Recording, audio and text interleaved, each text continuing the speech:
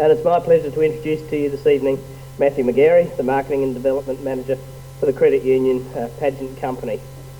The Christmas Pageant is without doubt a feature of life in South Australia. It's quite unique. I think we've all had encounters with it. We've all been. Our childhood was all, in many cases, would have been shaped by the annual trip to town to sit behind that famous blue line to watch the procession go past. As we all know, started in the Depression through Edward Hayward's great idea for the children of South Australia. I don't think there's anything more I'm going to say about the pageant other than to introduce Matthew, who has been involved with the Credit Union Christmas Pageant for over 6 years. It is his role not only to ensure the long-standing tradition of the pageant is safe in the hands of the credit unions, but also to help the public understand the role the credit unions play in bringing the Christmas pageant to the streets of Adelaide. He has specialised in the use of sponsorship as a marketing tool for 17 years, using it to promote issues such as SA Water, Sun Smart and smoke-free dining. When Matthew is not at work, he spends his spare time sailing, surfing or looking after his 2 young boys, aged 2 and 4, who help him give him a better understanding of the importance of the Credit Union Christmas Pageant. So Matthew wasn't an option for speaking in November, so we thought we'd have Christmas in July.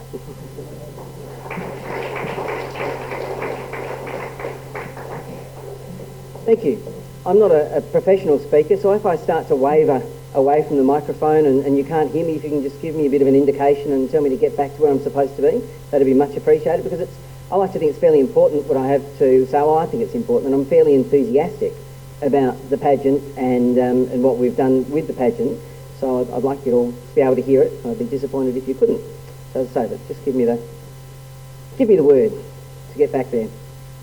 What I'm going to do today is talk to you a little bit about the history, and I'm probably, the group here would like me to mainly talk about the history of the pageant, but it's, as I explained when I was asked to do this talk, that what I do is I look after the credit union's investment in the Christmas pageant, and so it'd be remiss of me if I didn't talk a little bit about the future, as well as obviously the past, the present and the future, and also how it fell into the hands of the credit unions, which is quite interesting, but mainly how we put it onto the streets of Adelaide every year.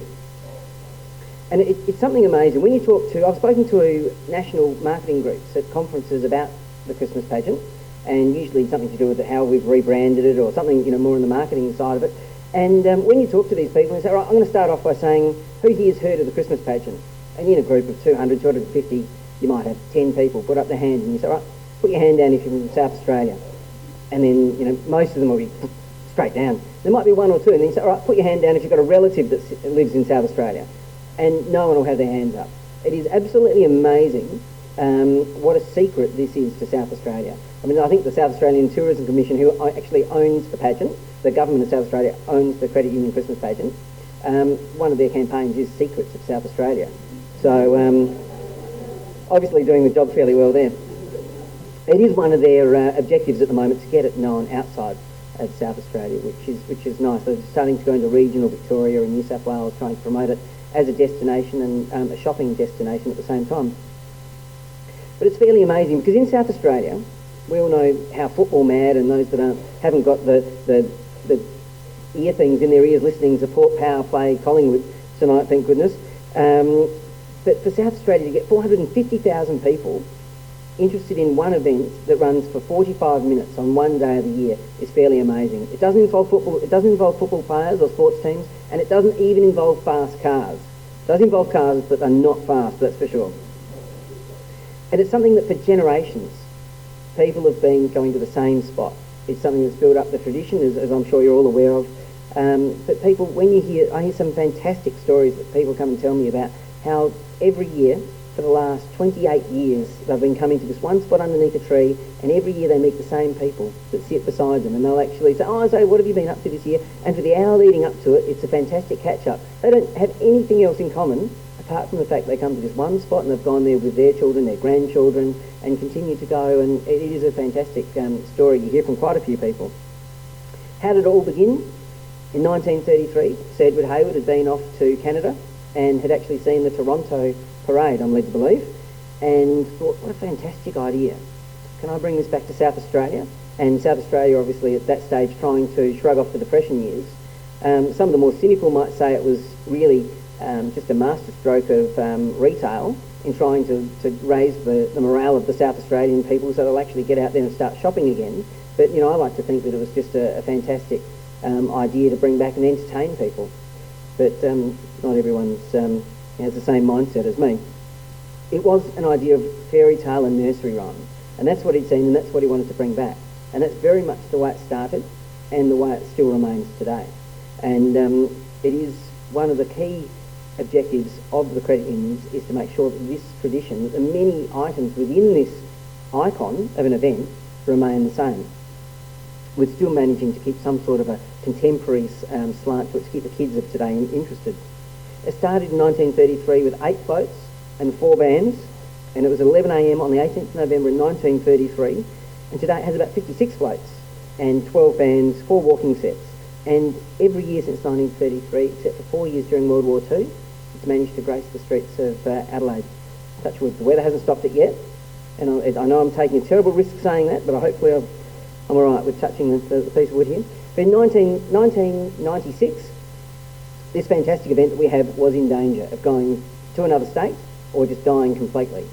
With the demise of John Martin's, David Jones buying John Martin's and shutting it down, the government of South Australia was put in the position of having to try and find another sponsor. They knew they couldn't lose the pageant.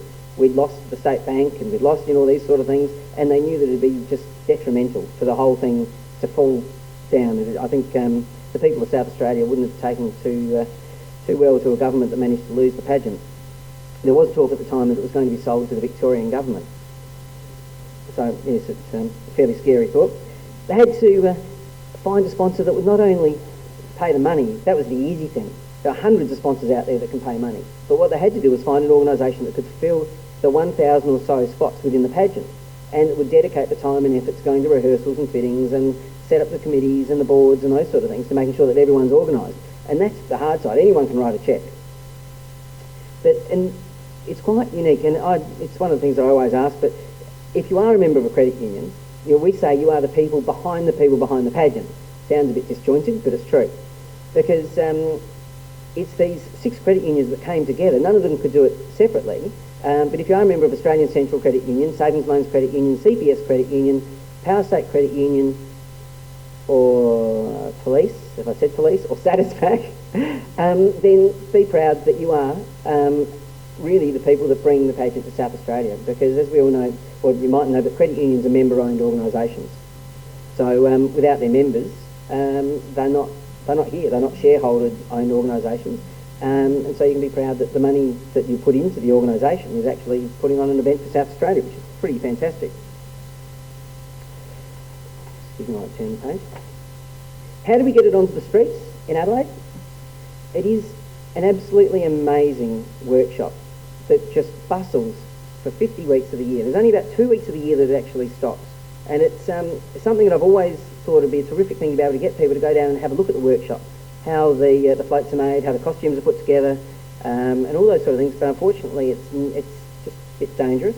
We've toiled with the idea of running tours and school trips and those sort of things, but we haven't been able to work out a way to get it to come together so we can keep the insurance people and the risk managers happy yet. But what I'm going to do is I'm going to start off at the beginning of the year. Obviously, we've just had a pageant, say in December.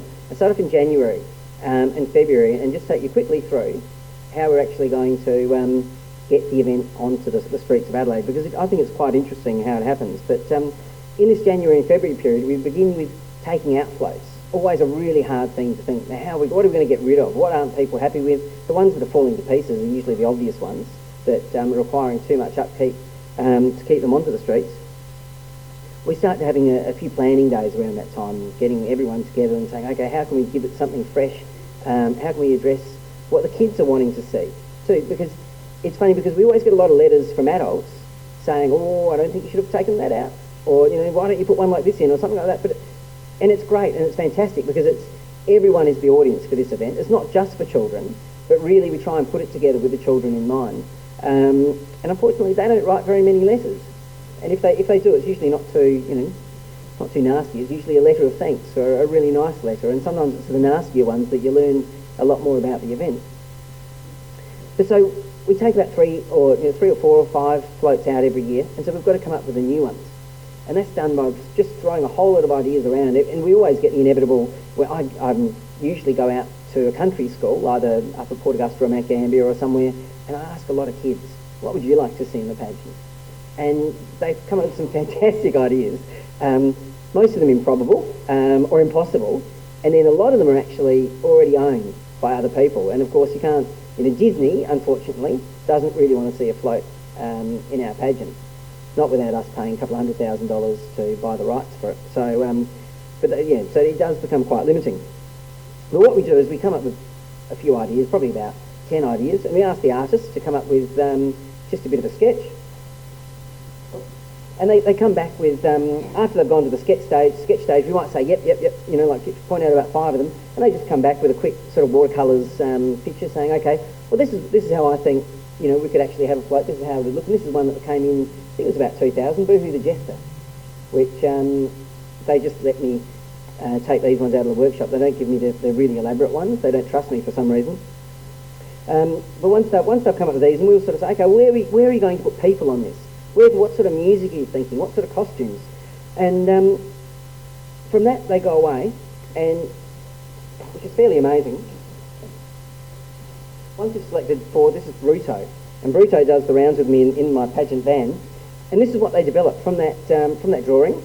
They come back and they develop a foam model, and this foam model is as close as they get to any type of engineering diagram or written plan, which it just shocked me. The first time I found that out about 7 years ago, I said, no, come on, tell me the truth.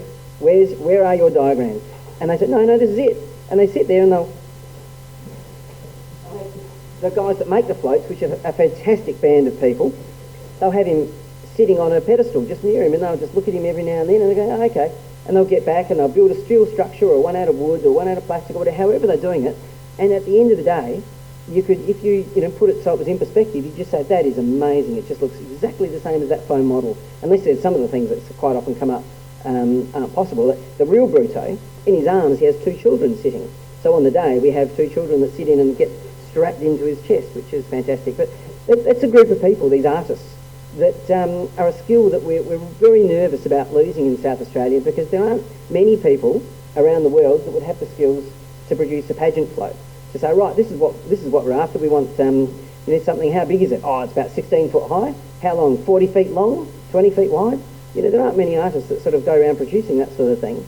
And so we've just started a bit of a succession plan, just sort of working a few younger people in, because the older artists are actually, they're well past their retirement age, but are just doing it for the love of it, really, and the money, no doubt. But they are very, very skilled people. I sat down with one of them, and he had a block of foam, and he just drew a unicorn's head on the side of it. I thought, oh, this will be interesting.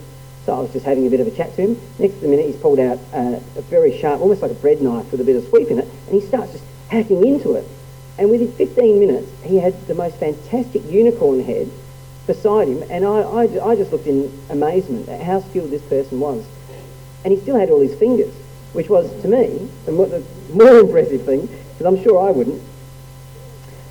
Once we've got these floats and we're starting to build one, we have to develop the costumes that go around it. And here's another group of people that are absolutely amazing. I'll pass this over, and you can pass this around so you can have a bit of a closer look. The wardrobe department. There's a big difference between the wardrobe department of the pageant and that of a stage production, because the people in the pageant are walking 2 feet away from the harshest critics that there are in the world, and that's children. And they're not going to be shy about saying, "Mummy, that looks silly," or they're worse than that, I can tell you. But they're fantastic critics, and they'll point anything out. And so the costumes actually have to be have quite a bit of detail and fit very well, because otherwise it looks substandard when you've got these people and they're just walking as 2 feet past. And they do a fantastic job when you think there's 900 people that have to be fitted and rehearsed and all the costumes taken in. So I'll pass around the costume here. This one's done the rounds. It's looking a bit tired, I'm sorry. Some of the buttons have come off. I'm not sure whether someone took it as a souvenir once when I passed it around or what happened to it, but I'll pass it around so you can have a look and just see the quality of the garment they produce.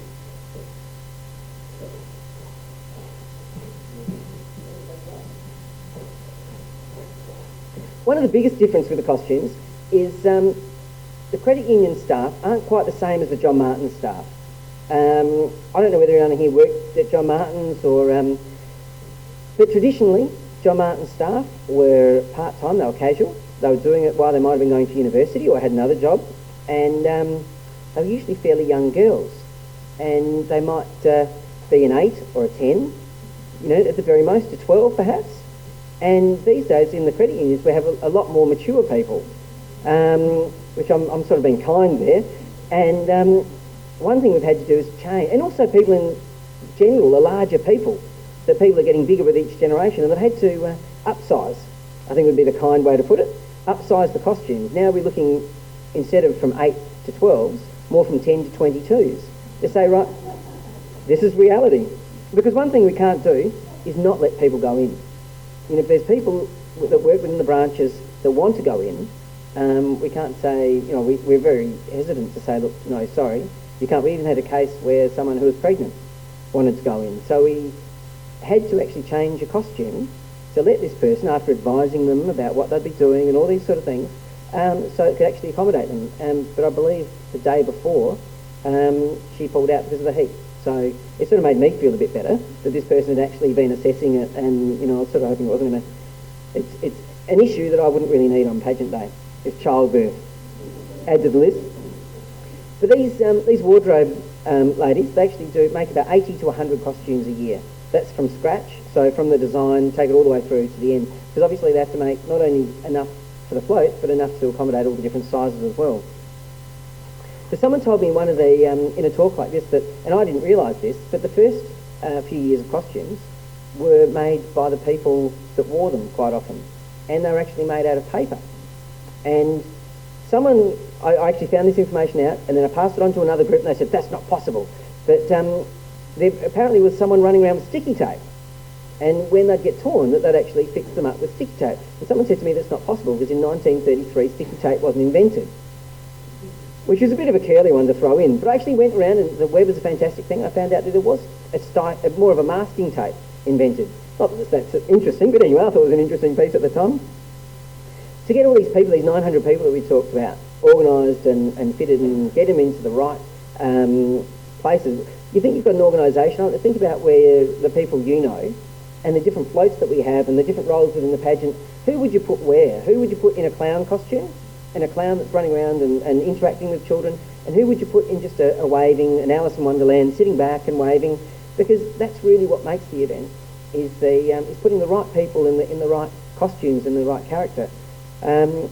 It surprises me that how when the people that I deal with wearing suits every day, suddenly you put them in a costume and put a mask or a head on them, and just how they change. It is absolutely amazing, and it's nice to think that the person that you're getting a home loan from or whatever they're doing, the HR person or whoever it is, has actually a very humorous and very enjoyable way about them. In April, May, we start talking to all the other groups that we're involved with, and that's, I think, quite eye-opening as well, that one of the main ones, Adelaide City Council, we use their streets and we thank them for that, and they're another sponsor of the event. A few things they do is obviously paint the blue on a line. Very important. They cut the trees so we don't wipe out St George the Dragon Slayer's head as we go underneath the trees. Very kind.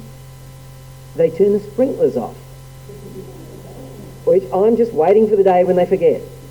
To see all those people sitting along the nature strip there, and at 8 o'clock in the morning suddenly whoosh, all the sprinklers turn on and make everyone jump out. We talk to the police, of course. They are a huge supporter of the event, and without the police and nearly all the people that I mentioned, obviously it wouldn't happen. All the emergency services. One thing that's interesting is we actually divide emergency services throughout Adelaide on the day, because when you think, we divide the whole of Adelaide between north and south, so we divide an east and a west part of Adelaide, because the pageant route's going all the way in from King William, South Terrace to North Terrace. So it's comforting to know that the police, they separate the staff force, they separate every ambulance, fire, they have teams on each side of the pageant route, just in case there is some sort of disaster. It's another one of those things that I never thought I'd be involved with having to develop disaster plans and all these sort of things, but it is nice to know. The Governor's Office is also a group that we love to deal with. The Governor has come down I'm not sure when that started, the tradition. I'm not sure that it's from day one, and I should really go out and find out. But every year that I've been involved, the Governor comes down in the morning and meets everyone in the pageant. Fantastic thrill for all the people. It's the only chance that 99.9% of the people in the pageant would ever get to meet the Governor. So it's a very nice thing they do. And usually the grandkids get involved and start dancing through the rehearsals and those sort of things. So I think it's a terrific thrill for both groups. In April and May, we also start looking about how we're going to tell people about when the event's on. You might think everyone knows when the pageant's on, but we just like to remind them, let everyone know. There's no point keeping it to ourselves if we think we're going to put on one of the world's best pageants. I'm just skipping a few months here, and in July I have a very difficult period, the selection of the pageant queen. Now, I don't know whether anyone's been involved with any sort of beauty contest, and this is definitely not a beauty contest, it's more of a job interview. But with the 6 organisations that are involved, the 6 credit unions, each of the credit unions supplies a princess. And one of these princesses is going to be queen. I also, as a coincidence, have 6 board members that I respond to. Of course, so each one of these board members has a princess. And they're all just a little bit biased as well about which princess should be queen. And having to respond to my board, and my chairman especially, who's never had a princess, hadn't been named queen, it can just create a little bit of friction. You think that it doesn't really benefit that organisation, but it makes the whole organisation very proud about having, the Queen's our princess this year. It's very surprising. They put a lot of pressure on the poor girls that get put up. And it's quite sad sometimes to see someone really want something so badly, and you feel, you don't say it, you feel like it's just the pageant queen, it's only for an hour, and that's it. But it is, they take it very seriously. Around about July, we have the mechanics starting to go through every single one of the tow motors. So 54 or 56 floats, depending on the year. It's got to be 54 or 56 tow motors or cars or trucks pulling these things.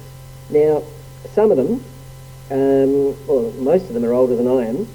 There's 1940 Morrises, there's Austin Shear Lines, Humber Super Snipes, and a whole range of other things. We've actually had to get rid of all the wooden spoked wheels out of the pageant, which is a bit of a shame, but it just became too expensive to keep it maintained. And so now they've had to all go for steel rims and hide the rims underneath so that they aren't seen, because they look fairly ugly, not like the sort of more glamorous wooden spoke wheels, but I guess that's just a problem as they got older and required more and more maintenance. And they've also started updating a lot of the tow motors. And a couple of years ago they bought 3 1970 Holden Utes. And I had to go to the mechanic and I said, right, you told me you're going to update. Now, it's already 35 years old. What's going on here? And it was interesting, because these mechanics are absolutely amazing. What they do with most of the cars and trucks and tow motors I've got, can't go out and buy a single part from them. They have to make everything. They said, the last thing we want, Matt, is a car with a black box. They didn't want to get one of these modern day cars that had an engine management plan within it, that they couldn't actually see it and work it out and fix it themselves. So anything after about 1980 is off the list. So they're quite happy to have a 1970 Ute as long as it was in good condition, and they do amazing things with them. One day I walked in and one of the gentlemen down there was very skilled, and I thought he'd just finished lunch, and I thought, what did you have? Jam. He had a big jam tin.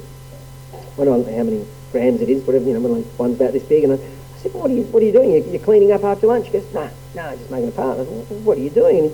And I hope I get this right, because it wouldn't surprise me if I didn't, but I'm pretty sure it was a brake reservoir for a brake cylinder for a car. So it was actually, because you couldn't buy any of these cylinders anymore, or the reservoir cylinders, he actually had to make one out of a jam tin.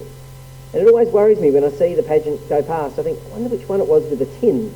You sort of think, I wonder if it's going to make it, but they always do. In fact, there's only the last couple of years been 1 or 2 floats that haven't made it. Even Nellie's made it to the end of the last few years, which is fantastic. Had a huge change a couple of years ago, big focus on safety. Unfortunately had one of the Australian choir girls collapse, just fainted, fell off, rolled down off the float and underneath the float, and the float rolled over, which was really unfortunate, and it hurt her ankle a little bit, but she was fine easy for me to say. She was okay afterwards. She'll be right. Didn't affect the singing, apparently. But it is really sad that something like that should happen, but it was a real eye-opener, because before then we didn't realise that it was so, something so simple and obvious could be such a danger. So every single float now, if you look closely, has got poles and straps on it. So we've had to get engineers in to design special poles to put into everywhere around the floats, and so everyone is strapped in. And I don't know whether everyone, I should say, except for one person. Now, I don't know whether anyone saw the pageant. I think it was in 2000 or 2001. I think David might be, I don't know, but when Father Christmas had a bit of an incident, Father Christmas fainted. And unfortunately, he was the one person we hadn't strapped in.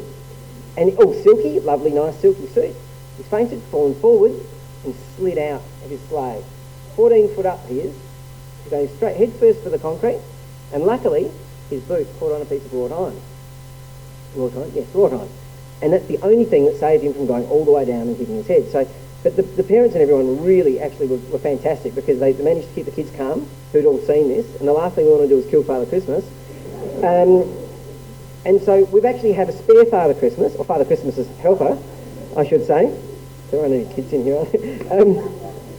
And he sits in the car behind. And this is also, just happens to be, all goes to the story, happened to be the year when we had terrorist threats on the pageant.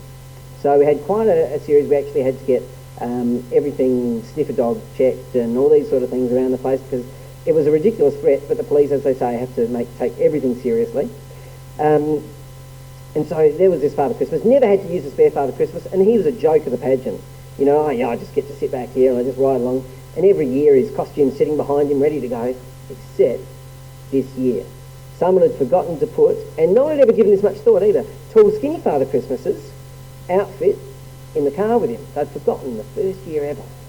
And of course, short, fat Father Christmas, who'd just fallen off the float and fainted, and we weren't going to put him back in, we had to get him changed.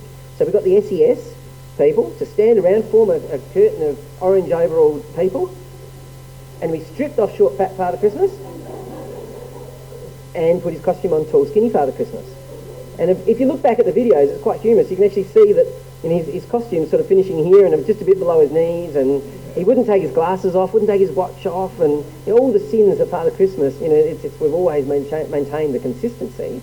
And thank goodness there weren't too many problems. But the one thing this guy said before he got out of the car, he said, "I'm not getting out of this car until you can tell me whether that Father Christmas has been shot or not."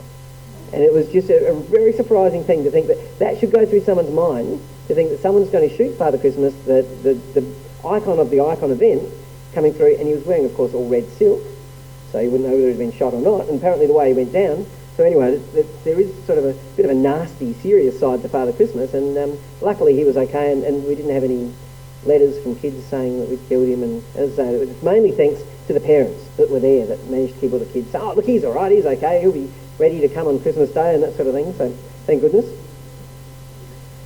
In August we start fitting all the staff. Now it's fairly funny to see all these people, and they all file into a room, put on their costumes, and this is usually the beginning of it all, and the beginning of the pageant season for those that haven't been involved in organising it. And the excitement is fantastic, because it's how people change. I think that's why people love having fancy dress parties, because people just change when they put something else on, when they dress up. Their whole demeanour changes, the way they hold themselves. It is a terrific thing, because then in October we take these people and we start rehearsing them. And we rehearse them in car parks or empty halls or wherever it might be. And to see these people, we make them wave to the crowd. And it's quite funny, actually. We say, "No, wave to the crowd, wave to them." You get them all, 20 of them, all going down and waving to the crowd. And then you'll tell them halfway along and say, "Well, actually, sorry, the crowd's on that side." They don't take that too kindly. And when they're feeling just a bit uncomfortable to start off with, and you start making fun of them. But everyone that's involved is usually got a pretty good sense of humour, thank goodness. The floats at this stage are all being touched up too, because they're all covered in plastic throughout most of the year. And then when we get closer in October and towards the end of October, they all have to be uncovered, and someone goes around and touches them all up and cleans them, and usually sprays them all off with compressed air and water. We have driver training, which is an interesting day too. Everyone has to be taught how to drive their cars, because as I said, they're not your usual truck or car. They've all got their own little complications. So it is. I wouldn't like to drive one. When you think of it, the length of what you have behind you, to understand going through some of the corners actually more than 90 degrees as you come through Victoria Square. But we have a special group of people that do that. Most of them have been doing it for 20 or 30 years, which is terrific. So the skills they have, again, it'd be a shame to lose too many of these people. A lot of them are ex-John Martin staff that have been doing it since their days. There's a lot of police, a lot of retired police that take it on, which is fantastic. And there's also the Volvo Car Drivers Club that are involved. And I always make the joke about they're the only people who get to drive slow enough, but hopefully they won't. Sorry, I shouldn't really say that. And I apologise to anyone that drives a Volvo. It's a very cheap shop. We're heading towards November now, and everything really starts to heat up, such as I take the pageant queen and some princesses out to the country and start doing media interviews and just trying to get the people in the country involved with what's happening in Adelaide. We do a bit of a pantomime for them in schools and in shopping centres. We start doing a lot of promotions with all different branches and with Adelaide Council and Channel 9, who are the pageant telecaster. And of course the painting, the blue underline, has to be done in this week, the last week leading up to it. And an interesting story, the Federation Parade, I don't know whether any of you saw it on television, the one in Sydney, but they came to us in South Australia because they wanted to know how to put on a parade. And I think it really hurt them that someone in Sydney was coming to Adelaide to find out how to do something properly. And it was a bit of a surprise. We met with them down at the old Travel Lodge, I think it's Hotel 208 now, and they said, right, now, they went through a whole range of things, and they said, right, security. How do you hold people back? What sort of barricading do you use? And we said, no barricading. What do you do? And so we get out there and the council does it for us, thank goodness. They paint a blue honour line all the way along. And they said, no, we've heard about the blue honour line, but what do you put on it? What do you use steel barricading, use that water-filled barricading? It took us 20 minutes to convince these people that all we do is paint a blue honour line on it, and because the tradition is so long-standing, the people will sit behind it. And they were just absolutely amazed. We had to take them outside to where we have the route and show them where it is and that there wasn't room to put barricading between the blue and line and the curve and that sort of thing before they'd believe us. When I watched it on television, they obviously didn't believe us because they went and put steel barricading all the way along their pageant route or their Federation Parade route. But it was quite nice to know that the eastern states for once were having to really, they paid attention and they came across to South Australia and learnt a lot about putting on a parade from little old Adelaide. So it's definitely recognised around the world as one of the best events of its type, which is nice to be involved with. Pageant Eve. Now this is when things have absolutely gone crazy. There's trucks and cabs and everything just taking things all the way from the base in Woodville, where it's all put together, up to Pulteney Grammar, where everyone gets dressed and changed and has makeup put on, and the breakfast, which is a thing in itself actually, when you think you've got 1,000 people all with heads and makeup and costumes all sitting down and having breakfast. It's something to see actually. I think it'd be nice to televise actually that bit of it and put on telly. But when you think about some of the things that are taken up, I've got a list of some of the pageant statistics here, some of the things that we do move on Pageant Eve. We have 7 trucks full of costumes the day before the pageant taken. We have 3 trucks full of heads, shapes, and it sounds a bit gory, doesn't it? Heads, shapes, spikes and clown props, and included in that and also makeup, and obviously that's just a foam head or a fiberglass head or a plastic head. It takes 120 makeup artists 2.5 hours to put the makeup on the 900 or so people. And at the conclusion of the event, it takes 200 boxes of tissues, 60 jars of cleanser cream to take the makeup off. And that's with most of the guys doing an absolutely pathetic effort, I'd like to point out. So either they're not very good at taking makeup off, or they'd actually rather leave it on. I haven't worked out what it is, but you guys are very good at smearing makeup. So I'm not sure what's going on there, but usually at the end of it, and they probably don't care too much about whether it's off or not. And it takes from the week after the Christmas pageant, it takes from straight after the pageant to a week after Christmas to launder and iron the 3,000 pieces of costume that are involved on pageant day. And in doing this, when they're laundering it, 50 litres of washing liquid is used, 18 cans of starch, 6 bottles of bleach, and 40 litres of distilled water. It takes 1,200 litres of petrol on pageant day to operate the floats, 165 car batteries, which are nicely lent, it sounds like a plug, nicely lent to us by Marshall batteries, which don't get any recognition for any of the things they do, but they're loaned to us to operate the traction and animation and the amplification. And to do this, to keep it running, there's actually 13 full-time employees that work on this event for the whole year. We have at least 20 committee people from the credit unions are involved. We have 6 people that make up a board, and they all work together for 45 minutes of exposure. So that's really what it is. It's on the street. Once it starts going, we've got 45 minutes. It's on telly for an hour, thank goodness. It's nice just to extend it out a little bit and get a bit more exposure. But it is that the group does an amazing job. And after the pageant, all these people go to their own separate parties. And it's all very interesting that they all sit back and they tell the most brilliant stories about, oh, I saw this kid and a smile on their face, absolutely gorgeous. And some of the things they do, it's really nice to see these people. And there's no, I'm a boss, I'm sitting over here, or I'm whatever. Everyone gets in together and they have a terrific time, which is great. And then what happens is they get one of their staff members, or one of the staff members' family or friends, takes it off television and runs into where they're having the party and puts it straight on the video, and they all sit back and watch the event.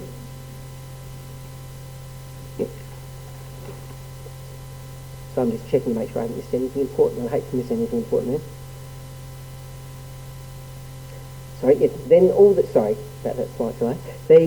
At the end of the pageant, I don't know whether anyone's seen it, but the floats all get together and drive down Port Road back to Woodville.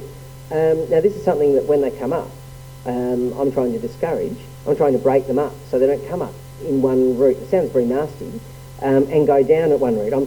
I'm pushing to try and separate them, because some nasty parents are taking their kids to Port Road and saying, look here, Johnny, you want to see the pageant, here it comes, as it does 50 k's straight past them in about 5 minutes. It's like putting on Finding Nemo at fast forward and saying, there it goes. There it is, you've seen it now. What did you think? But I think it's fantastic that actually they do get to see it, and it'd be a shame for anyone not to see it properly in South Australia. And we are working very hard to promote it, as I said before, to actually the regional areas of Victoria and New South Wales, to try and get more people to come and see it. And it's something that, that's one of the main reasons I come out to groups here. I'm sure that nearly all of us have got relatives in another state, or that it'd be terrific to actually talk to them about the pageant and try and encourage them to one day come and have a look at something that is so particular to South Australia. I believe that Sydney is actually starting up a pageant this year because of the success of the South Australian pageant. And theirs is going, they're going to say they're going to be the biggest in the world and all these sort of things, of course. But I think nothing will actually overtake something special that we have with the South Australian pageant. That's all I have to say about the pageant tonight. If you have any questions at all, I would be more than happy to answer them.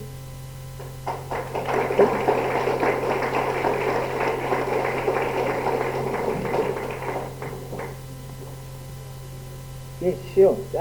Australian Staging and Rigging we employ to do, we have 2 stands, or 3 stands, and they are for, actually that's a lie, there's one for the Adelaide City Council, there's one of the credit unions puts one up, we have one pageant company, and they are for people that have helped out along the year and special friends of either the government of South Australia or friends of the credit union. So, yeah. It's a really interesting thing. We've actually thought about putting stands up, but the cost of stands and just blocking up the streets of Adelaide makes it a bit hard. But what we find is that every year there's a certain section where people aren't, or there's a thinner section. And then what happens is we go on radio or television and we say, oh, last year it was really good on Gawler Place. The next thing, this year it's packed out. So it's hard to know. Usually what we say to people is, if you've got very young children and you need a toilet, then look on the map for the toilet. If you've got this, or to try and find a spot that suits them, a shade if it's going to be a hot day or whatever. But, yeah. Yes, the cost has definitely gone up. There's a lot of things that have actually increased in cost. We are having to put some barricading on, obviously with some of the public risk issues that have increased, such as the insurances and things like that. The costs have increased quite markedly. So usually what we say is a rough figure is $1 million a year. It costs us to put the pageant on the streets of Adelaide. So, and that's very rough. So, yeah. I should know that exactly to the metre because we've actually just looked into relocating it. I'd say it's as big as a football oval as a rough guide, and they are jammed in. They are 2 feet, 2 feet between each one, and that's why, as a sponsor, we've put it to the government that they should be separated, because this is something that is too great to have it ruined by one match. So we've asked for them to be in 2 separate areas. So that's just because of those risks that are involved. But And then, of course, you need all the production area, the spray painting booths and all those sort of things as well. There's welding areas, there's painting areas, all those sort of things. So it's a fairly large area, and that's why down at, we don't make a fuss about where it is either. It's down at the old GMH plant at Woodville. So we don't usually promote that fact, because the last thing we want is some person doing the wrong thing. So, yeah. Last year, Channel 9, who came on instead of Channel 7, were very enthusiastic, and they did actually quite a good show, or a couple of shows on postcards. Again, it's quite a hard thing about, it's almost like telling a story about how Father Christmas was made. You know, you're sort of trying to keep that magic for the one day. But I know exactly what you're saying. We've actually had a few attempts at doing documentaries and things. We haven't been too successful yet. Yep. Obviously we have the footage of every day and of the pageant. I actually set up a camera and did freeze frame development of a float a couple of times, where, you know, starting off as a piece of steel and then, you know, next piece, and going in every day and click off the video. But yeah, no, it's a very good idea.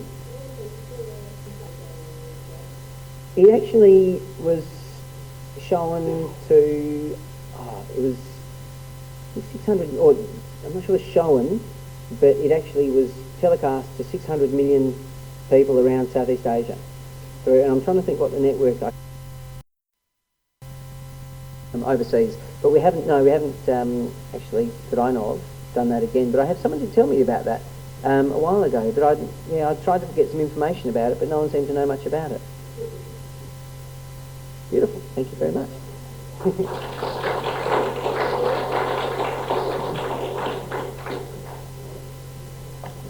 Thanks very much, Matthew. During the course of your presentation, you brought back a lot of memories to all of us, and certainly a lot to me from my day in the pageant 5 years ago.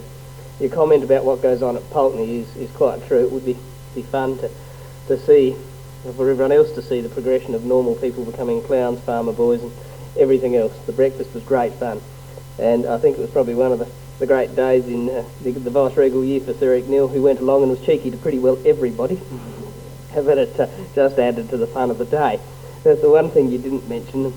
Perhaps you haven't, I imagine you have been there to see it, are the hundreds and hundreds of people then getting changed in the Adelaide University car park, which is a very strange event. But it's not what a car park's there for, but its location is ideal for your purposes. So thank you for sharing with us tonight what is obviously a job you're very passionate about. It's a job that I'm sure many others would wish to have. So stick to it, and thanks for the hard work you do in continuing this great South Australian tradition. Thank you.